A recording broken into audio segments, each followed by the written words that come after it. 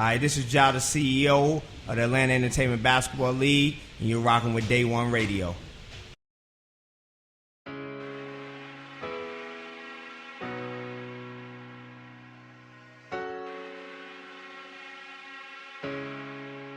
The business.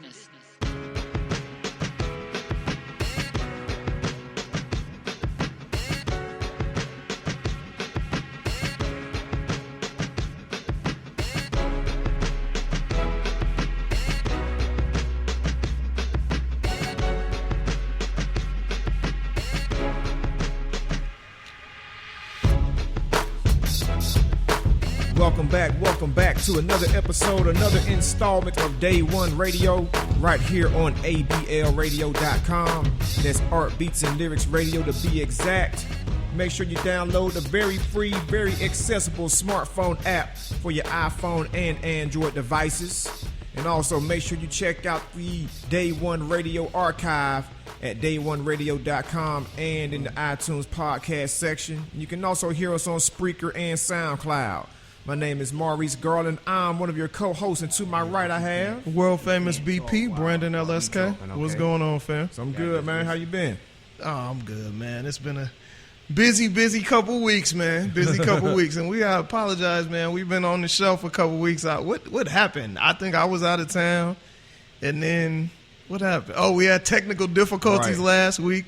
Couldn't record, so we back with a vengeance, man. We appreciate y'all sticking with us in our little hiatus there for a second. We gotta before we get into what we're here for, man, I gotta big up Creative Loafing Atlanta and Rodney Carmichael, man, for the spotlight they put on our hip hop trivia night, man. Yeah, man, that was a pleasant surprise to see in the paper this weekend. Yeah, man, that was cool. A lot of people hitting me up, posting it to their social media, man. If y'all don't know, every Wednesday we do a hip-hop trivia event at Slice, which is downtown Atlanta here if you're local, and if you're not, then, somewhere in Atlanta.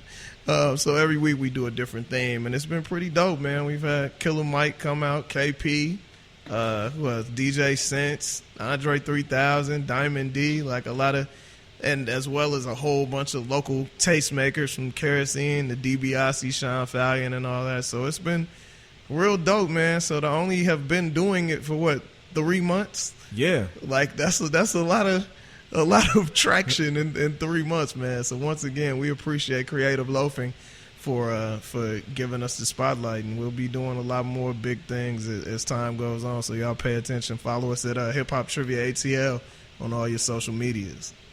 For sure, man. We've got a friend of the show back in the house with us today. He man. ain't never been. We've been doing it for 3 months, but he ain't never been to Hip Hop Trivia. I know, man. Yet. And when you shouting out the names, I said, "Well, I'm next to come, man. I'll be out there this week, man." All right, for sure. We gonna hold him to that. So the voice that you hearing is the homie Jah, man, CEO of can we at this point say the hottest summer basketball tournament in the country? Yeah, we ready to take it on now, man. You know what I'm saying? Like, I think I kind of ruffled some feathers this summer with, pulling it back a little bit. So we got all our NBA guys. A lot of the guys are coming home from summer league, and the guys that have signed their contracts finally. So we ready to take on them big boys now, man. And this league is called the AEBL, the Atlanta Entertainment Ballers League.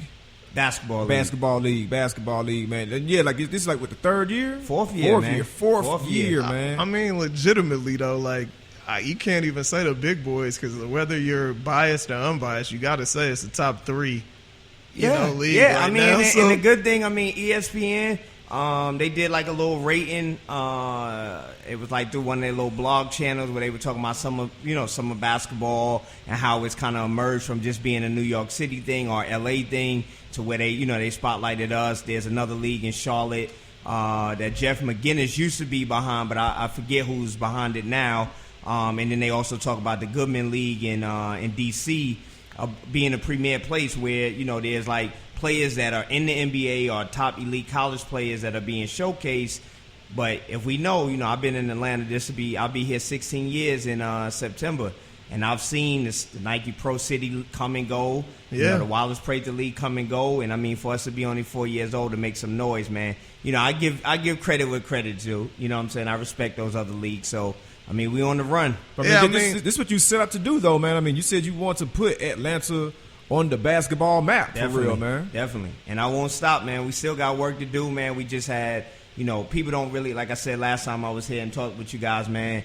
A lot of people forget that our high school kids are probably the most dominant high school kids right now in the country. We're definitely going to get into that later on for sure. So, I mean, but the overall fact that ESPN story and all of that, I mean, you have Drew League, which everybody knows. Right. You have the Rucker, which everybody knows. Both of these leagues have been around for decades. Yeah, before I was born. So, you've been around for 4 years and are already right up under there. Right. So that's a major accomplishment, bro. Definitely. And I appreciate the support of everybody, man, because, without people kind of, helping us promo and get the word out, it wouldn't have really moved as fast as it did. I mean, like you said, in 4 years, you would still think we would be like a rec league, because that's kind of how the basketball world worked. You got to really, really or you got to have LeBron James come, and we haven't had that yet. You know what I mean? So, we definitely, got some work to do, but I'm proud of where we at. Do you think it's kind of, been somewhat of a accelerated process because there was that big void there that you was feeling as far as like, summer basketball in Atlanta on an organized level with the caliber of players and the people that were involved? Yeah, I think it was a little bit of both. I think the void, but then also I jokingly say that we were the Soldier Boys of summer basketball because we came in with the use of technology, whereas the other leagues, they use technology. Like a Drew League, like that, I mean, they get like 100,000 views on every video that they post. But the difference is like our fans are sitting with the phone in their hand 24 hours a day, right? Mm-hmm. So we're just building on that every day, whereas they have to come back and try to do it. Or like a Rucker, they've kind of lost their mystique of being, the world renowned. I mean, internationally, they're still the big internationally known league. But they don't have their hardwood floor no more, so a lot of the NBA guys are not coming out to play. And they're just really starting to use social media, say, the last 2 years. So I think it played the both. But, definitely with the void being there, everybody lives in Atlanta, believe it or not. Like, LeBron is, like, building this big crib, I think in Alpharetta somewhere because, his production company is based here. Yeah. So everybody lives here at some aspect. So it's just people are like, oh, it's a basketball league and it's, NBA players and artists are talking about it. We need to go to it, Bet, man. So it's like what changed this year, man? Because, I mean, I know, like, every year it seems like there's some new element. 'Cause I remember the first season, y'all was out at Central Park. Then y'all added the hardwood floor outside. Then you went inside. Now you're at a complete. Then you went to Grady High School last year. Now you're at a completely different gym on Cleveland Ave, man. So like, what caused some of the changes for this year? I mean, a lot of it is stuff that it's just trial and error. I mean, we ultimately wanted to be at Grady, but what happened this year was that the superintendent of Atlanta Public Schools, along with some other people that are in the higher power positions. They decided that this year that they were going to shut down all APS schools for the month of July. So with that basically puts us out on the street because our focus this year was to start and do everything in July. So we had to juggle a little bit to make that happen. But ultimately, our home is still Grady. So this is just a temporary move, and it's actually working out, because we in the hood. You know what I mean? Like so, and versus being across of Piedmont Park and then Midtown. Yeah. Even though the Fourth Ward is still right there, like we on Cleveland Ave now. You know what I mean? The hood. Yeah. So we getting back to where what our focus is, but at the same time, the gym itself is more structured than Grady. So that was kind of the decision on that. But this is our last weekend coming up at Roselle Fan, and then we'll be back at Grady for the last 3 weeks of the season. And you know what, man? Like, when I found out that y'all was going to have it at, what's it called? What's the recreation? Roselle Fan. It's like, when I found out it was there, like, I did a Google, and I was like, yo, man, this is like right around the corner from the crib. Like, I can bike here. It's a 5-minute drive, you know what I'm saying? Because, like, it's on that end of Cleveland Ave that, like, a lot of folks still don't really know because it's down there by the golf course, you know what I'm saying? And it's low-key kind of quiet over there as opposed to, like, the other end. The other end where it's like, when you cross 75, right? And that's what people, it'd be funny, man, because people would hit me on Instagram and they'd be like, is it on, when I come off the exit, is it on the left side or the right side? If it's on the right side, I don't know if I'm coming. I might have to catch you when y'all come back to grab. I'm like, hilarious. and this be people that I don't know. You know what I mean? Yeah. So it's like, man, do people still look at Cleveland Ave, as that, that place, so like a big part of it for me is like making sure people understand that we still trying to take care of the community no matter where we at. Right. Whether we at Grady, we still take care, and I tell people all the time, we adopted 5 families from the 4th Ward. So we take care of those families year round, from birthdays to school supplies, school clothes, Christmas. We make sure they have Thanksgiving dinners, but we don't want to really publicize that because we don't want to put those families, Right. you know what I'm saying? Business out in the street like you're that. right. It's like, hey, we could do it quiet and silently, but at the same time, we do want to let people know that we are still taking care of the 4th Ward, even though we're not there currently. That's dope. For sure. What are the politics that you got to deal with when not only, I think you went through the first stage of politics by just getting the league up and running. So Right. now that you are on the process of taking it to the next level, what are some of the politics you have to deal with? Because I don't think a lot of biggest- people are really aware of like all the things that go on behind the Right. scenes of Right. sports. They think you just get some players, throw And a then ball you just out there, and go. it's just basketball. Yeah. And a lot of times, man, for us, the biggest thing is people think that we're making money. What they don't know is that there's no ticket entry to our games. It's completely free. Even right now at Roselle Fan, you don't even pay to park. At Grady, you have to pay to park because that's how we help the school fundraise. But it's a lot, man, because you got some organizations or companies that are involved, like a Street Execs or a Lou Will. So people are like, oh, they must be backing him, when they don't know these guys are just lending me their resources and support to help me build. But at the same time, I'm having to navigate through the mayor's office for permits, and and you're thinking like, man, this is a community event, and it's easy to do, but it's not, man. Like, you literally got to go almost beg these people to put on a free community event in Atlanta. Brother, I know from doing the Cali picnic, Yeah, bro. and it's like and the funny part is like you even got like the NBA is reaching out to me. Like right now, I've been blessed with the opportunity to consult for the NBA. You know what I mean, from a national standpoint as well as the focus is Atlanta. So they've even come to me like, yo, you have to go through, like, this is the NBA, bro. Like, this is almost $1 trillion business. Yeah. And they're like, you got to go through all that? Because they not realizing, like, dude, like, they make the NBA go through the same stuff they make, the people right here that try to do stuff in the city go through. So it showed me, or put a spotlight on it for me, that some of it is not personal, but a lot of these people don't understand. They're older, right? They kind of confused on what's happening in Atlanta with this change. And then what we about to see is we gonna see a resurgence of like people bucking because Kasim Reed is about to be gone. Yeah. So with Kasim Reed being gone, that's gonna take all that entertainment, music, sports people, they going, and then these older people are going to come in. Hopefully we get a new mayor that has a regime that understands what we're trying to build in the city, and they support it. But I mean, honestly, and not to say Kasim personally doesn't support the AEBL, but it's been like pulling teeth to try to get somebody to be like, come out to the game, see what's going on. I don't know if you guys know Amy Fong, but she's super dope. Asian, Chinese chick. She really was like, yo, keep doing what you're doing in the community, and we'll figure out a way to get involved and help you. And they did some really cool things over the last year with the Center for Hopes. So basically, if you see Roselle Fan, it looks like it's a new gym. Yeah, it does. They went in and revitalized some of these gyms that were really kind of ran down and made some difference. So hopefully we can partner with them as we go along and get that support. But the politics as usual, you know how that goes, man. Yeah. Especially when they think you get money. you know? Right. Yeah, that's definitely tough. How about with you? Because, you play ball and you have certain relationships, but I'm sure that at this point, the players that you bring in have transcended the relationships Definitely. that you already had. Definitely. So how is it for you, bringing in these NBA players? And what player has come that played that you was like, oh, word? You coming in? Well, honestly, when I'll say Cameron Payne, but the biggest one so far is Kenneth Fareed.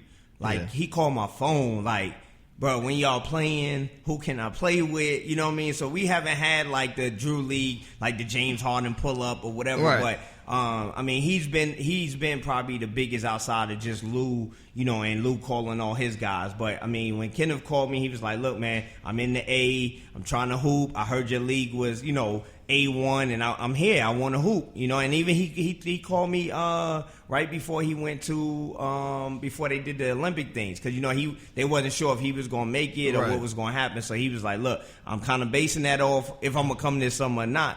But the good thing about it, man, we've built enough relationships with the guys that do play that they're talking about it in the locker rooms. Like, I could literally be like in New York at a Brooklyn Nets game and Raymond Felton come up to me. And I mean, me and Raymond played against each other in high school. But now people look at it, they like, oh, he not the player no more. That's the dude that run this league. Yeah. He like, yo, bro, everybody talking about your league. I got to get to Atlanta. You know what I mean? So it's like, it's great to see that it's spreading through, you know, the NBA guys. You know, the biggest surprise I saw was that time when I was seeing Paul Millsap out there. And I was like, okay, I knew you had the sanction. I was like hold up, bro. This is like, you know, 2-time at the time all-star forward, right? The most important player on our team out here running. I was like, dang, he got Millsap out here. Yeah, man. And Millsap and them, they're gonna be back out. They just were doing the TBT tournament, the $2 million tournament. So they had a team in that, but they lost. So his two younger brothers, Abe and John, I believe, came and played with TSF this past weekend. And then I think Millsap and Muscala will be out next weekend. So, I mean, we got the whole Hawks team, to be honest with you. Like, I mean, Bay's coming, Ortiz going now, but Mike Scott's hurt, so he's not going to play. But, you know, he played with Lou last year in the championship. Yeah, so, I mean, we got the faces of the team. You know, I've been reaching out to Tim Hardaway Jr. And the young kid that they just got. But with the afro? Not the rookie. They just signed him as a free agent. His like Fowler or something like that. Okay. I think he's like 423 or something like that on Instagram, Twitter. But his brother just had something happen with him, like a family emergency, so he didn't make it out. But he's going to be one of the guys that's, I guess, going to be a backup, you know, in the point guard spot. You mentioned LeBron. That's a given. But who is that one player, maybe that even you've tried to get to come out that hasn't come out, but you? It's Iverson. That's it. If that'd be crazy. Like, I mean, and the crazy thing is he knows about the league because we bumped into each other just through a mutual friend, and you know she was telling him like, yo, you know, this is the dude that I was telling you about, that Lou, the league that Lou, because you know him and Lou real tight. Like that's like Lou is his little brother, you know what I'm saying? So he like, yo, this is a league that he's like, yo, I know. He like, I be seeing it on Instagram, and you know I see when Lou posts the pictures or whatever. But bro, listen. I'm telling y'all. B, see me, I don't know if you follow me on Facebook, man, or any other social media, but LeBron's my guy. But, like, Allen Iverson is my Michael Jordan. You know what I mean? So, like, I didn't even, like, I like Michael Jordan, but I liked his shoes. That's what made me, like him and that. People was like, oh, MJ, 23, right? But the first chance that I got to wear number 3, like, it was because of Allen Iverson, you know, just like how these kids are on Steph now, you know. So if he came and suited up in the AEBL uniform, but I promise you, it wouldn't be no work done that day on my part. That would be absolutely I'm going to be amazing. courtside. I'm going to be on the floor. I'm going to be on his bench taking pictures the whole night. People go like, yo, Jah straight being the groupie. That's fine. You know what I'm saying? I'm going to be a groupie today. But nah, man, if he came, man, I really think it would give the league the stamp. You know, like, of course, LeBron, Melo, Kevin Durant, they come, but, like, yo, dude, Allen Iverson's, like, our generation's, like, that's super. I don't want to say Muhammad Ali because he ain't do a lot in, you know, fighting for the, you know, the culture. But to us, man, to me, like, I'm 33, so anybody in my age, you know, that's our guy, you know, so. Like, tell me this, man, like, because am I new to this or am I naive to this? But it seems like that's the move now. It seems like a lot of players that are not in the NBA anymore are going to these summer leagues, just showing out. I saw Bibby and Jason Williams hooping together this past weekend. Then I'm always seeing pictures of what's my man used to play for the Rockets, Patino Mobley out there still getting buckets with gray hair in the leagues. You know what I'm saying? So Patino Mobley like got busy on somebody last year.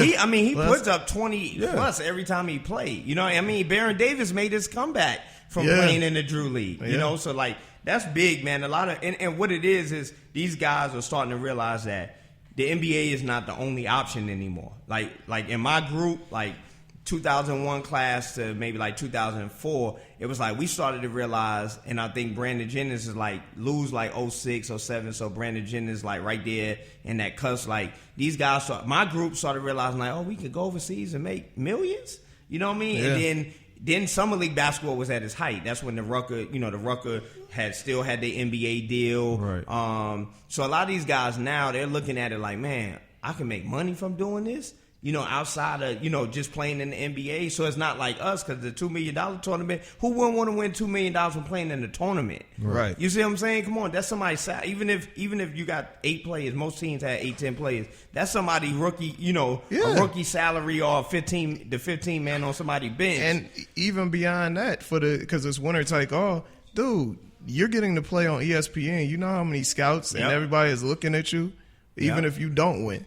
Yeah. So, and that's the same thing in the summer league. Unfortunately, we can't have like college coaches come out to our games because the players are active, especially our college kids.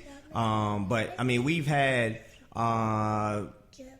from year 3 to now, we had 11 guys sign contracts from the AEBL that have never. Actually, we had Cody got picked up by, not saying, I mean, he already had put in the work from college and all, but one of the guys that runs one of the teams is really close with the people at Boston and the agent or whatever, and he got on there a 10-day. He got 2 10-day contracts with them. You know what I'm saying? So a lot of it is like, now they looking at AEBL like, hold up, like NBA, they call me all the time, like, yo, everything, because they looking at it like, okay, this thing is growing, it's building. Because I talk with them personally. It's not like you got to call a secretary. No, like Chris and Michelle, they call me all the time, check in, just make sure we not having no issues with NBA players or whatever. Because we did have a funny situation where when we first got the sanction in, they hadn't sent the email out to all the teams. So, of course, guess who doesn't get the email? The Atlanta Hawks. So the Atlanta Hawks is like, nah, they're not letting their players play. And I think it was kind of personal, but then also they didn't get the email, so to speak. Hate. Yeah, you know what I mean? Because, like, and I've reached out to them. Anybody will tell you, I used to work for the Hawks. I worked for the Hawks for 5 years. So I don't want anything but the best for them, because at the end of the day, they're the brand that's helping, basketball in this city. But ultimately, when it kind of threw me for a loop, because I'm like, we're giving these players a chance to come in the community when y'all not doing it. You know what I mean? And then nobody's getting paid. There's no exchange of money or tickets. I'm like, y'all can come set up a ticket booth to sell, So that was kind of crazy, but it actually made my relationship a little bit tighter with the NBA, because they trusted what I was telling them, So they was like, now they'll check in and just say, hey, I want to make sure everything was good. You didn't have any issue with players. And it's a good relationship that we building, But yeah, man, I'm overly excited on the way that we've grown in the community and support us and the NBA guys, man.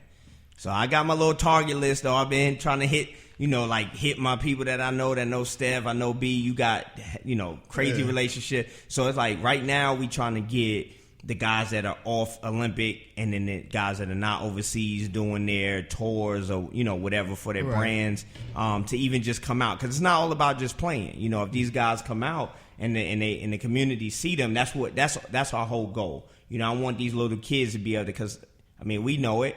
Probably about 50% of the kids in Atlanta can't afford a ticket to a Hawks game, or at least in a decent seat that they can see the game, So what we trying to do is just create that avenue for these kids to have something to be, inspired by. Do you think that, the summer leagues are kind of like, what's the word I want to use? Like, because I can see, like, you just brought up how that Nike tournament was here and left. Do you see, like, this, these leagues that you're building as, like, the thing that players actually want to be down with outside of money? You know what I'm saying? Because it seems like, anytime you have a situation like this and the big money come, it kind of looks like it does lose some of its luster or legitimacy. It's like, oh, man, they just over there because so-and-so sponsoring it. They just over there because so-and-so and that's a conversation I have to have with, basketball folks all the time when they compare us to the Drew League.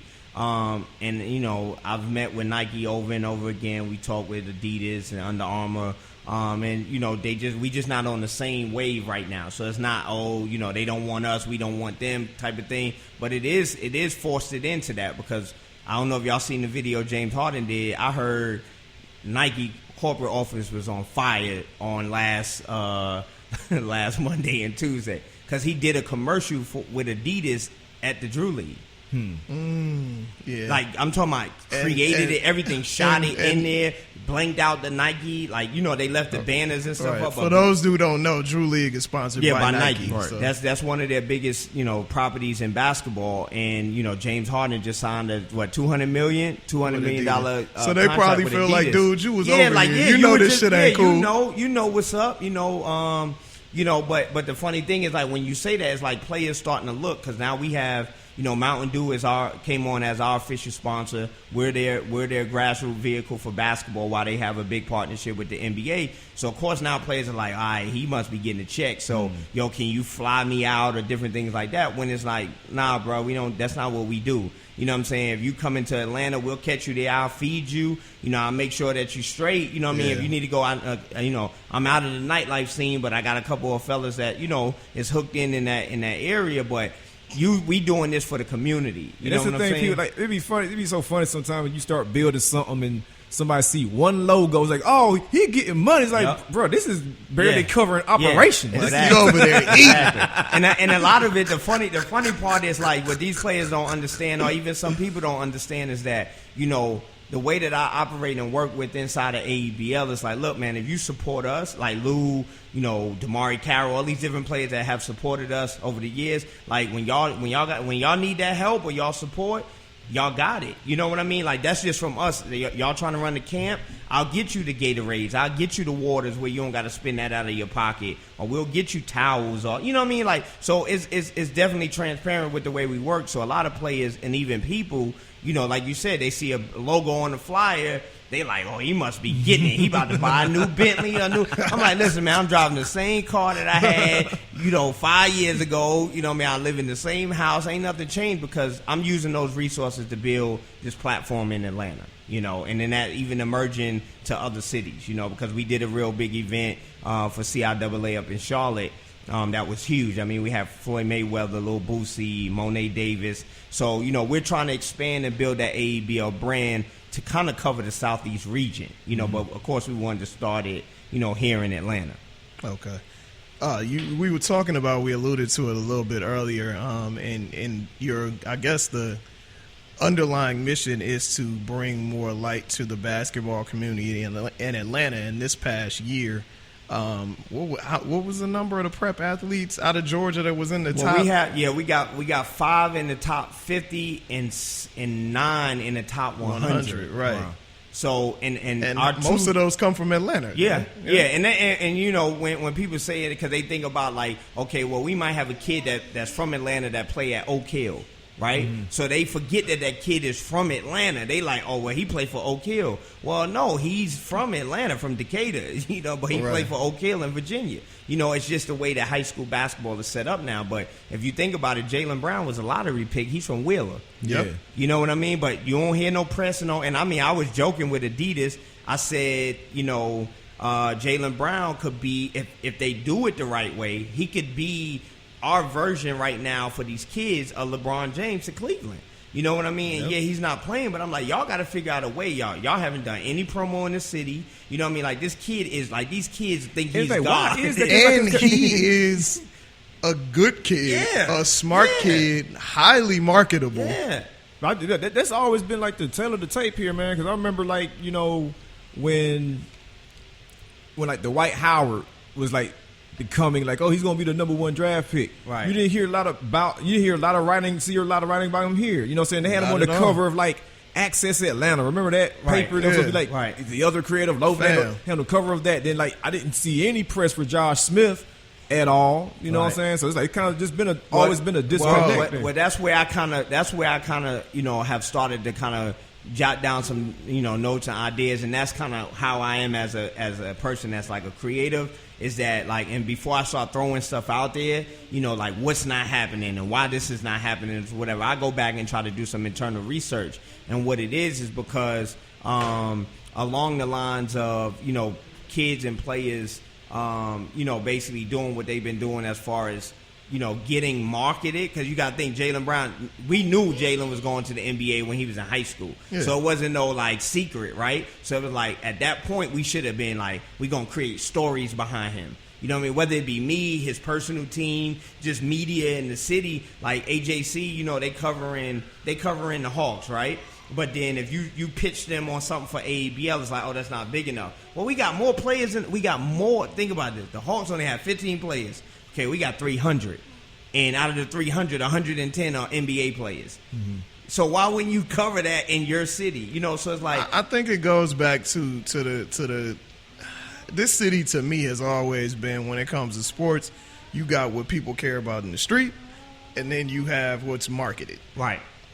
What's marketed is the Braves and University of Georgia. Yep. Sometimes Georgia Tech. Right. In the streets, tons of passionate Falcons fans. Right. Tons of passionate Hawks fans. Tons of just sports fans, period. So it's a disconnect somewhere. And it's funny you were talking about Dwight Howard. I completely forgot about this. Dude, I remember being in Greenbrier Mall when Dwight Howard had just came out of high school, and he was walking through Greenbrier with his friends with his McDonald's High School All-American jersey on, and nobody even batted an eye or looked in his direction, which is insane. Yep. And I think that goes back to like what I said, you know, about AEBL is that so we're given a different type of feel for the athlete here, and we're working on those stories. We're working on making not the league just be marketable from a community standpoint or from just players playing on the court. It's like, hey, Dwight Howard came out on Sunday, right? So, you know, of course, we talked before he came, like, yo, you going to play? He's like, nah, I don't want to play. You know, maybe I'll play before the season is out, right? But when he comes, it's like, we got to have a story on, like, okay, he's coming back home. The Hawks didn't even do that yet. Yeah, they did a press, you know what I mean? But you got, and we live in a world where content is king, man. That's where the money at, right? So why not create a story about take him back to his high school? You know, talk about when he was growing up. I mean, do you not realize that his whole team was in the NBA from AAU, every single player? Right. You see what I'm saying? So it's like, talk about that. Create that story again about the Celtics, you know, and that class that came from the Atlanta Celtics that everybody made it to the NBA.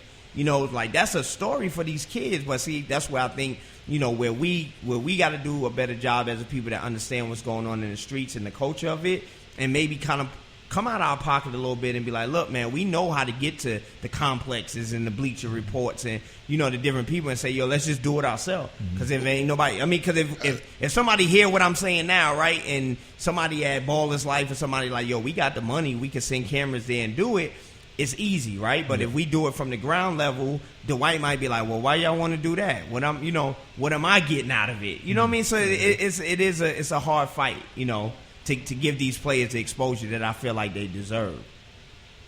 Yeah, you definitely got a point with that. Speaking of the NBA, man, this has been one of the busiest summers for the NBA in a long time, and you know we always talk basketball. Yeah. But what do you think, man, about the just the free agency? And I don't want to, I guess backlash is a strong word, but just all the comments about all the player movement and the money deals and all of that stuff. Yeah, I think one, it's a lot of the bulk of it is social media. You know, you have a lot of people that don't even know how basketball business operates and works. So they just looking at these players like a Mike Conley getting 153 for 5 years, right? They don't realize that, like, okay, it's broken down into increments. He had performance, you know, parts of his contract, stats, you know, different things that is going to be analyzed in that contract, right? And then you got the basketball people that's like, you know, because everybody, whether they still playing or not, they still think they can hoop, right? So you see a guy you still get a guy that's like 28, right, didn't get a shot at the league, or, you know, maybe messed up in college or got hurt, and they see somebody get a $30 million, you know, 2-year deal. They're like, what? Well, he's sitting on the bench. Mm-hmm. But for me personally, because I understand the business a little bit more, I actually feel like they still underpaid, in my opinion, because if you look at the numbers that they getting paid to what the owner making, the owner ain't doing nothing. Yeah, he putting the investment, but you know what I'm saying? He should get a percentage of the investment, and the players get the coaches. You got coaches making more money than the players. Yeah. You know, so I believe two things, man, and I'm going to go on the record with this. I believe there's going to be a lockout, so I'm preparing for that. And how fast you think?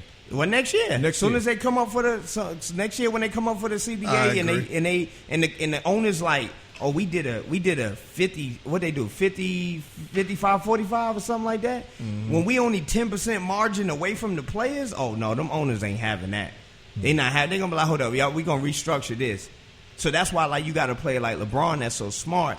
Like, people are like, why he keep taking these 1-year deals? Because I'm going to work this 1 year to 1 year and see what's going on. Because I know what I'm worth. You know what I mean? That boy should be getting at least $900 million. If you really want to be real, he should be quadrupling everybody. If the highest contract is 2, which is, I think, what Kevin Durant signed for. Nah, he didn't get the highest contract. It was 24, 26. For a year. So somebody's making, I saw it on Bleacher Report, somebody I think is making 29. It's like 28.7 or something like that, right? But you got to think, Gilbert Arenas not even in the league right now, and he making more money than... Is Michael Finley still getting paid? I'm not. Because for a minute, Michael Finley was the highest paid dude. I know Juwan Howard getting paid as a coach to be he's getting paid as a player to be a coach. Yeah. So I think these players, man, they work hard. You got to think these guys. I mean, my son's 3. You know what I mean? He's playing basketball now. So you're thinking a kid from 3 years old to the average age of 19, right? On, average 19, 20-year-old making it to the NBA. To now play like LeBron that's in his 30s, how long he's been putting his body and work and just nonstop putting his life in, what he want to do, but it's deserving, Right. So I don't have no flack at it, but I do see some of these play like I could go be the backup point guard for Memphis right now. Just give me 1.5. Matter of fact, you can give me 500,000. I'll come off the bench for Mike Conley. You know what I mean? We were saying that in the playoffs. I was like, fam, Jordan Farmar is still in the NBA. Like, no way, bro. Really? Just take me over. Let me go over to TSF for like 2 months and just train, bro. I can come off the bench and run the show. I'll be like my man Mike James from New York. Yeah. He just got in the game, just ran the show, got a couple points when he needed them, and that was it. You see what I'm saying? But that's the bad side of it. It's like you got these players that are like legit could not even probably score 5 in AEBL getting $25 million. Yeah. Come on, bro. Like, throw some of that this way, So what was the second prediction you had? You said lockout and what else? Yeah, I think the lockout, and then I think a lot of this is going to turn into ownership for the players. I think the players are going to kind of get to the... I hope so. Yeah, I think the players are going to get to the point, and I mean, they could do it. I mean, between LeBron and Kobe and Kevin Durant, Carmelo and Derrick Rose, or, whoever a lot we of feel these like... guys. Yeah, anybody that's got $100+ million contract. Yep, you take them and you say, look, man, we can start our own league, and they've pushed. There's been conversations about it, but ain't nobody going to take that risk because they like, okay, well, what's going to happen with the rest of the money we going to make from Nike? And you see what I'm saying? But Nike going to follow y'all wherever y'all go. Yeah, because Crowd is kept like, and this is something that I picked up on in the Maverick Carter interview with GQ. And he was pretty much like, well, I mean, LeBron didn't play for the Heat. He don't play for the Cavs now. We play for Nike. Right. You know what I'm saying? Right. That's what we play for. We play for Nike, bro. Yeah, and the biggest thing, and I don't know if you've seen in the interview too, when he was just talking about how LeBron is so into, like, he's a basketball player, right? But the thing that I tell people all the time is that he's not even really thinking about basketball no more, man. Mm-hmm. Like, he knows that he can play. He knows he's one of the top players. But that dude is literally thinking about how can I make more business opportunities so when I do shut it down, right, I still want to win, but when I do shut it down, that I can look how many players people don't realize, man. Yeah, he on the floor playing, but they got 11 players and 3 of them are stars. And all of them got Nike deals or, some type of endorsement deal. I think he's always thought that way. Yeah, well, that too. But I'm saying, as you look at him develop, you're not thinking an 18-year-old kid just like, let's start these businesses. He's such an interesting dude because I was telling somebody this the other day, and you guys know, I've been covering the NBA, covering college, even prep for it, over a decade. I've been to LeBron James events. I have never met LeBron James in my life. That dude moves like a machine. Yep. You'll see, I've seen Jordan out, Magic out, Kobe. Right. Everybody. Right. I've never met LeBron one time. Right. Like, he has been on his stuff from day one. Yeah, and that's what I've always liked about him, and I was fortunate enough to meet him. I've met him twice now, once at a Nike camp. Actually, when Alex Prather made it to I was coaching him at the Nike Georgia Stars program. He made it to the skills camp, and LeBron came, and he talked to all the coaches and stuff. And then when they did the event here, when he first got drafted, I don't know if you remember that, Maurice, because Nicole Garner and them did it. Yeah. It was over at off West Paces. I mean, not Paces, Piedmont, and right there by Lenox Mall, where the little pizza spot at. So he came, I mean, and then he was young. So it's kind of like if people came up to him then and was like, yo, what's up? Right. What's up, LeBron, or whatever. He dap you up or whatever. But like I've seen him like in LA and different things. Like you said, you see him and then it's like, well, damn, where LeBron Yeah, go? Like, exactly. Is It's he like- still here? You know what I'm saying? He disappeared through a what I puff was of saying smoke or about the something. Mav thing, man, like I really respect them dudes. I mean, they're a little bit younger than me, but I'm in between the World Wide West and the Rock Nation to the Mav Carter and the Four Horsemen. Like that's where my mind is. It's like I know what I saw growing up, like because I was fortunate to be around Rockefeller when they first were like starting to move in the streets. And I see where they're embedded in Rich Paul and Mav Carter on the way they move and operate. It's like, yo, if it don't double our money or don't double our brand, then we not touching it. We'll wait till it matriculates into what we want it to. And what Mav is doing is that they so smart, bro. So you got one dude that just super agent. Then you got one dude that's like super technology, business savvy. You know, he can go in the corporate world and move and shake with the best of them, right? Then you got two quiet dudes that's still like athletes. You know, like one is still trying to play and coach. But trust me, they all they on the phone on the conference call like, bro, you know, should we do X, Y, Z? Or LeBron got another opportunity. And honestly, my homegirl, she works for the Clutch now. She does marketing and stuff for them. Like, a lot of it was like when I was asking her about, like, Johnny Manziel. So, you know, these dudes is basketball dudes. Right. How they going to do something with a football player, right? And they were like, nah, it's not. See, y'all see us as the faces, but we got football people that work for us. Y'all just don't know who they are, right? But she was talking about that, and she was like, that was why it wasn't a decision based on Johnny Manziel acting up, right? They just didn't feel like their football department was strong yet. So they're like, why are we going to grab somebody highly touted like a Johnny Manziel when we not fully equipped to go through all this stuff with NFL players? So they started kind of backing off. And, you know, they got a couple of young NFL guys. But, I mean, I believe them dudes about to change the face of how sports and entertainment and marketing are merged together.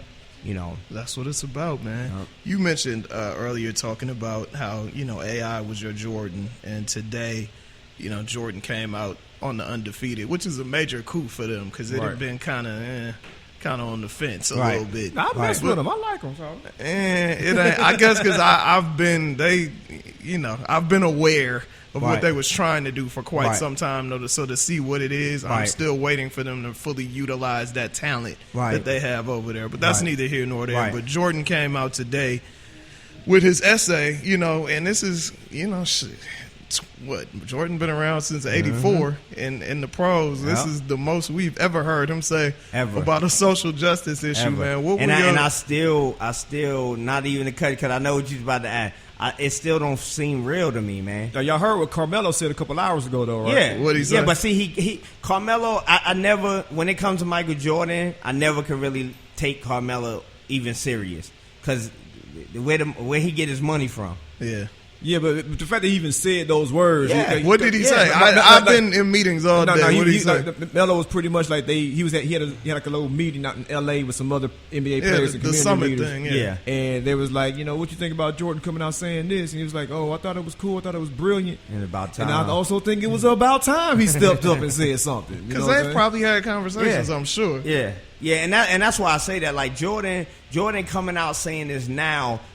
And I could be wrong because, you know, we ain't in the meetings and whatever, right? But there's still there's something that's underlying him coming out saying that. And I believe it's the Charlotte thing. Oh yeah. That's what I feel in my heart. It's like, yo, he came out to say this, so now, cause see what we would have did as the African American community, we like, bruh, you ain't talking about Black Lives Matters, you ain't talking about nothing, but now you talking about the LGBT community. Watch, next week there's gonna be an article about why did they take All-Star from Charlotte. Because I talked to his brother. Like, when we were supposed to do a celebrity game up there, and when we did the celebrity joint for CIAA, his brother and their community development person reached out and was like, hey, how can we get the Hornets involved? but it was kind of too late. We was like, hey, y'all can just send players if y'all want to send the cheerleaders or whatever. But he was like, yo, let's sit down and talk, or you come up to Charlotte, NBA All-Stars coming. We want to do some community stuff, that's bigger than just us being the NBA, right? Right. I think that he's going to come out next week and then have a conversation about them taking All-Star. That's prediction number 3, y'all. Write it down. I believe so. I think, because I don't think if Charlotte would still have All-Star, I don't believe he would have said anything. Or if he did, it wouldn't have been in that magnitude of him saying, "Well, finally, I got to say something." It was And still here's some money. It was still safe. It amazes me that we really can't speak on things as they are without just all this public ridicule. Because it's crazy that anytime a public figure or a company comes out and speaks on black people, Latinos, black women getting murdered by police and the police not being convicted or the police not being indicted, it's crazy that on the flip side, just pause it. We can come back. Do your thing.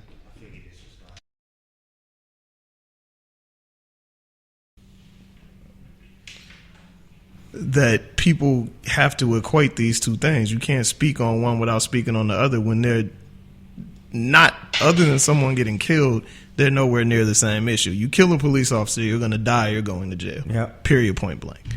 If you black, you dying.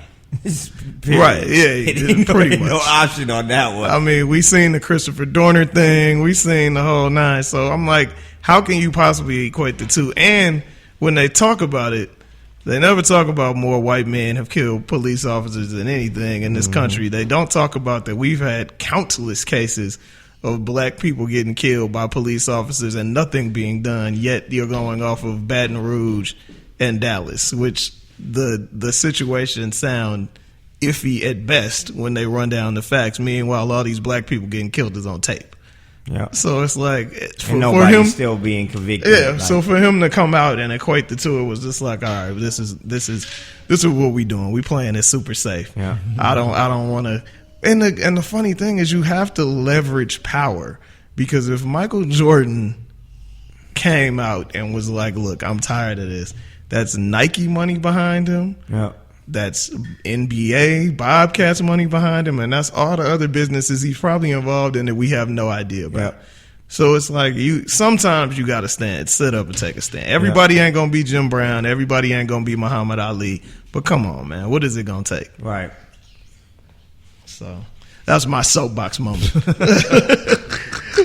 How do you see Dwight Howard coming back to the Atlanta area, affecting basketball culture? Because when I saw him walk into the stadium yesterday, I was like, oh wow, folks are actually kind of like, oh right, shit, excited to see him. Dwight here, Yeah, and I think they're excited. To be honest with you, they're excited more because they like, damn, Dwight showed up to the AEBL than actually him, right? Because Brandon just said, he's not one of those. He's never you got to think Dwight's been in the league for what, 11, 12 seasons, 13, whatever.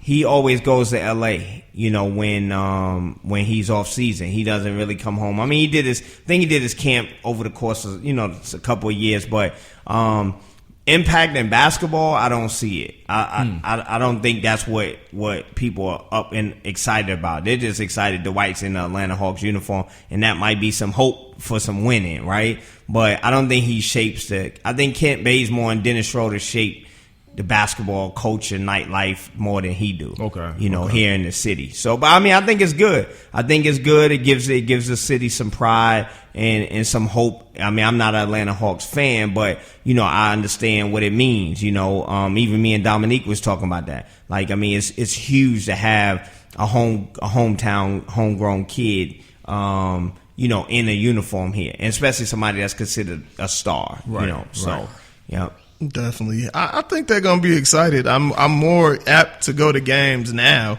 than I was. Yeah, because we got somebody to watch, right? I think it's going to be, it'll be fine. I don't know how many games they're going to win. I don't know how much further they'll go in the playoffs, but I think it's going to be exciting. Right. To say the least. Yeah, I think it's going to be, I'm hoping that it gives, because my best, I didn't even really wasn't hyped off the energy of the year before last. I liked when Bibby and them was here. Yeah. 'Cause, I didn't get to see Domin, Spud Webb and all them, but Mookie Blaylock. But I like that energy, the arena. That's when I was working for the Hawks. Like, I used to be at all the games. I didn't care. They could be playing the Bucks. They could be playing whoever. Like, because Bibby and, Joe Johnson and Jamal Crawford, like, they were a show. And I've said that in meetings, like when they had them community basketball meetings for the Hawks, like, what do we need? Everybody's like, yo, we need a superstar. Yes, indeed. Atlanta needs a star in every sport. We have to have somebody that's on the billboards. We got to have people that, media is talking about all the time. You have to have it. You're a major city. You know what I mean? Like, people want to be cultivated by what they see as well as what's going on. But then on the basketball front, I've told them, I said, look, y'all need to parade the white around the city. Yep. He need to be at every community center. He need to be at every high school. They having a high school game at Georgia Tech or a tournament. Y'all need them players there. I'm like, that's what's missing in the city. And it's hard because you asking the players to do stuff for you, but then they like, oh, well, I can't do it because the Hawks, they got to get paid too. So it's like, yo, when the season start, if they do it, I promise you, man, it'll feel like it's BMF days all over again. Because the players going to go from the gym, the crowd going to go from the gym to the nightlife with them or wherever. Yeah. I think it could be a resurgence of how it was. Especially if they win. Yeah, and especially on a night like they playing LeBron or, like a Carmelo or Kevin Durant or, a team that got superstars and they coming out the party too. That's what we missing. That's why I don't like to hang out. Because, like, the crowd that's hanging out ain't the crowd that I kind of be with on a regular basis. Right. But if they do that and that crowd gonna come, we gonna be like, yo, where we going? We going to Rose Bowl? Because Steph and them gonna be there tonight. You know what I'm saying? But they feel like that. I was talking to Iman Shumpert. He's like, bro, if I ain't getting paid to go to no party in Atlanta, I'm not going. Yeah. And I mean, that's Iman Shumpert. That ain't LeBron. Right. You know what I'm saying? So imagine how they looking at it like, yo, if you ain't giving me no bag, I'm not coming. But I think it's gonna be good, man. I'm happy that he's home. Hopefully, through the process of the season, we may even, bring some more guys here, because I know it's gonna be some shape right before the season goes. Somebody got a big contract and they like, oh, we ain't really wasn't giving you that. We were shipping you out. I think, Jared being here is gonna be good too. Cool. Another home, and he's not from here, born and raised, but he played for Tech. Yeah. He played AAU here, so. I think that's a big thing. I think that Jared Jack ain't one to be sitting behind nobody. Nope. Because Schroeder better be ready because he coming for that job. Yep. For sure. Yep. And he said that. That's one of the things that he definitely said was like, I know I'm a starter in this league. For whatever reason, injuries, and then just kind of being in the mix with, the team that already had this guy they've been paying. So sometimes it ain't about better than, like, Brandon could be better than me. Right, but they already locked me down for 120. They like, yo, you playing? I don't care if you hurt. I don't care if you gonna play. We'll get him in eventually, right? But I think Jared, I think especially with him and Dwight knowing each other, some chemistry. He knows Bays a little bit from Golden State. Yeah. So I think they're gonna do good, overall. And I think the environment is gonna be great this year. Last question. What do you think is gonna happen with the Russell Westbrook situation? I think Russell going to LA. I said that even Clippers or Lakers? To Lakers. I think he's that kid. DeRozan didn't do it. He's the guy. He's going home. Russell want that big time money. I actually met the dude that he's partnering with on his on the fashion side. He like, bro don't even be talking about no basketball. He be talking about how we gonna get this money and what we doing on this side. He like, y'all be surprised. Like like if we all got together, we like, let's talk some basketball with him. Nah, he want to talk fashion. How that industry is shaping, and he want. I believe he looking at it just like how LeBron look at it. It's bigger. If I go home, this my city. I'm already getting the endorsements and whatever, and now I can take the movies and fashion the way I want it to go. So obviously, they're not just going to let him walk. So it's going to be a trade. So who do you think the Lakers is giving up? Because they're going to have to give up a lot. The young kid. Randall? No, Russell. I mean, D'Angelo. D'Angelo. One Russell for another. Yeah, D'Angelo. Julius Randall. And they probably going to have to package Lou and somebody else to get him. But Yeah. they're not giving up Ingram. That's a no-go. Yeah, that's probably like the And only then- person that can't be touched. Yep. So I would do it anyway. I would send Crawford too. To be honest with you, Yeah. for that, you know what I Yeah. mean. Where I put Ingram and Westbrook, and then we'll get a piece. Over the next year or so. We not gonna win instantly, Right. but I mean, Russell got another. I say he got another 8 to 10 years in him. A solid 6. I mean, he don't get hurt. If he don't get hurt, he's- exactly. I mean, he's only been hurt once since Yeah. he was 12. Yeah. So, Yep. it's, So, if he can stay healthy for the next 5 or 6, the Lakers got a chance on his back. Because I've always said this, man. I'll go on record. To me, he's better than Kevin Durant, man. Like I would if we could do this all over again, and we saw them play, and then we could go back and pick them again, I would pick Westbrook. Just because, and I look at it, Kevin Durant is nice, like he's top players in the league, but Russell Westbrook gives you almost everything. Once he's slowed down a little bit and learn that he can play at his pace of the game and not have to beat everybody. that's what it is. Yeah. I think He's erratic. he's so gassed Yeah, by the fourth quarter, Right. and he don't listen to coaches. Yep. So that's something Yep. that's gonna have to be yeah. figured out. And I said that. I say they lost 3-1 because they ain't got no veteran. They don't have nobody on the bench telling them. Because Billy Donovan young, I mean in the Yeah. NBA, Yeah, he's very young a in the vet, NBA. College coach, but he's young to that. He probably never even thought they was gonna be in that situation. So to Right. get in that situation and be like, well, damn, what we do now? You know what I'm saying? If they had a vet that kind of been there before, Calm he could him have down. went and talked to Russell. Because even like LeBron, like people think LeBron is coaching that team too. No, them players respect Tyrone Lue because they like, you've been here before. You wore this uniform. But then if you look on his bench, you see what I'm saying? He got people that's respected on the bench. So when they playing and we see in the game, they over there talking like, look, man, when you get back in, don't do this. You messing up on this. And players respect that when they got somebody that they respect. So I think if they had somebody, I'm not saying that Golden State wouldn't still came back and beat them, but I think they would have been able to step more up to the challenge. Because to me, they gave up.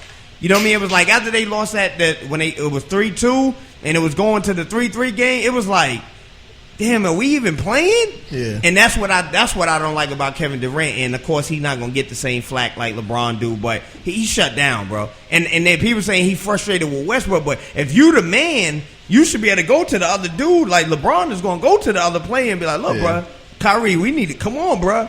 Like, I need you. Let's go. Kevin Durant just was like, whatever. Like, Yeah. we lose. And The body language speaks. yeah, volumes. yeah, and you seen when he did the thing when they was on the fast break and Westbrook pulled up for the 3, and yeah, you open, but he open too. So it's like in his mind, I'm the man. I mean, it doesn't like it's that even thing doesn't really work in Right. the NBA. Right. Like, I can't really think of. Jordan was clearly better than Pippen. Right. Bird was clearly better than McHale. Magic was better than Worthy. Magic was better. It just, even though Kareem still thought it was a 10, Kareem was 67 years old. Right. So it don't really, He was coming into the arena with crutches. We really don't. I don't know if we've ever seen that at this level. I Right. mean, it's been dudes that's been cool Right. and been on the same Right. level, and they just happen to be the only two dudes Right. on the team. But to see two dudes that are top 5 players in the league on the same Well, I think team. Shaq and Kobe, but they just the games were so different. So It was different, Like yeah. there was nobody that comparable games. And were they similar. had a coach that can be like, Oh, yeah, ain't tell 'em neither what to one do. of y'all as good as Mike, so Yep. shut up and listen to what I got to say. And honestly, he'll pull them to tell them what they can have a fast break dunk. Phil Jackson and be like, get at somebody sub because he coming out because I got something to tell him because he ain't listening to what I tell. I mean, I've watched highlights of that. Like when I wanted to be a coach, like I was like, yo, how does he? Like, dude, I really think like he more than a Zen, man. Somebody like that dude's got some type of he can sink into your head and like make you do what he wants you to do. Cause like, yo, if y'all go back and watch the championship game, and I tell people this all the time, that's Kobe fans, right? If you remember, they was playing in I think it was game 4, right? Kobe was stinking it up. Kobe shot some crazy ill-advised 3-pointer, right? The next play, he was subbing them out. Like, dude, come over here. Let me talk to you because you ain't doing what we set up to do. And if you notice, as the game merged, it kind of formatted right for Fisher and I think it was Trevor Reza. Trevor hit a 3 in the deep corner, and then that's wound up the next play. They came down. Fisher hit the shot, and that won the game for them to win the series. But like he synced into Kobe, like, bro, you cannot win this by yourself. You can shoot all you want. You can do whatever you want to do. Because Michael Jordan wouldn't do that.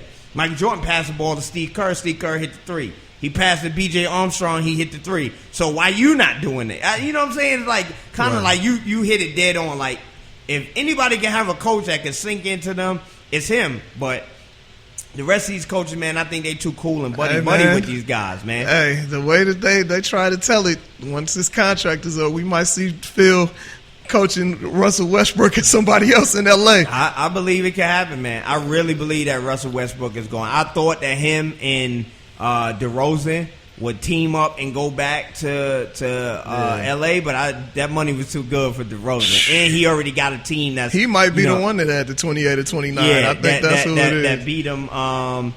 He beat him to the spot where it's like, look, man, we have a team that's already built, and I'm giving you the money, and you got your own country now. Like, right. With your own city. This is your country. Right. So yeah, man, but I think the NBA season is going to be exciting, man. Really looking forward to the rest of the season with AEBL. We are trying to schedule a game with New York because every year we've been playing New York versus ATL. So if we don't make it happen during the summer, we definitely going to make it happen during BET weekend this year. That'll be dope. Tell people where they can come out and see you and the times that the games are and everything. So AEBL is every Saturday and Sunday from 4 to 8 p.m. Right now we're over at Roselle Fan. For the month of August, we'll be back over at Grady, right across from Piedmont Park. You can find AEBL or follow us on social media at AEBL Hoops, and our website is AEBLHoops.com. Are y'all streaming the games? Nah, you can't stream NBA. Yeah. They hate but we gonna stream the celebrity game, 3-point contest, and dunk contest for championship weekend. All right, and if you'll have me, I want to come out and judge the dunk contest again. Yeah, definitely. It's gonna be a little lit this year. We're trying to get Neeks. We're honoring Dominique, for the statue. So Okay. we're gonna make the dunk contest trophy be his statue. Oh, that's so he's crazy. gonna be. Of course, he's trying to reach out to a couple of the older guys like Mutombo and Grant Hill and guys here, because that's our big thing, man. We trying to get like that cool element so the basketball people rocking with AEBL. So I think it's going to be a crazy championship weekend. No and doubt. right now we don't know who's going, because it's kind of up in the air on these on these records. So Yeah. we don't know who's going to be in it, but it's sure to be a great championship weekend. The things that we learned today, it's probably going to be a lockout next year. The Hawks will be better and be more exciting. What was your other prediction? Oh, Jordan next week will come out with a comment on the LGBT thing with Charlotte. There was one more. What else? What did we learn today? What was the other one? You had another prediction. Players will go more into ownership. On their own league. Yep. That's what we learned today. See, we don't just be talking to rappers and stuff. Make sure you follow us on day1radio.com, at Day One Radio on all social media, and we'll see you next week with another dope show. And see you on Wednesday at Hip Hop Trivia ATL.